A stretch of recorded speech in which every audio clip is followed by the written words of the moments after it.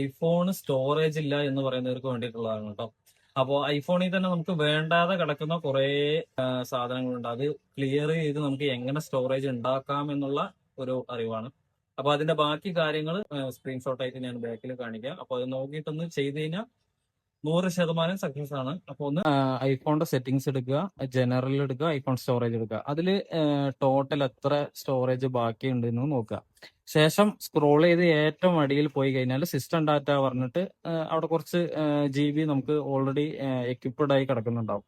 അപ്പൊ അതൊന്ന് ജസ്റ്റ് ഒന്ന് നോക്കി വെക്കുക. ശേഷം ഫോൺ ഫ്ലൈറ്റ് മോഡിലാക്കുക. ഫ്ലൈറ്റ് മോഡിലാക്കിയതിന് ശേഷം സെറ്റിങ്സിൽ വന്നിട്ട് ഡേറ്റ് ആൻഡ് ടൈം എന്ന് സെർച്ച് ചെയ്യുക. അതിൽ ടൈം ഓട്ടോമാറ്റിക് സെറ്റ് ചെയ്യുന്ന ഒരു ഓപ്ഷൻ ഉണ്ട്. അത് ഓഫ് ആക്കിയിട്ട് അതിൽ ഡേറ്റ് നമ്മൾ എന്ത് ചെയ്യുക, 1 വർഷം മുന്നോട്ട് വെക്കുക. ഇപ്പൊ 2026 അപ്പോൾ 2027 സ്വിച്ച് ചെയ്യുക. അങ്ങനെ സ്വിച്ച് ചെയ്തതിന് ശേഷം ഫോൺ ഒന്ന് റീസ്റ്റാർട്ട് ചെയ്യുക. 2-3 മിനിറ്റ് ഒന്ന് ഉപയോഗിക്കാതെ അങ്ങനെ തന്നെ വെക്കുക.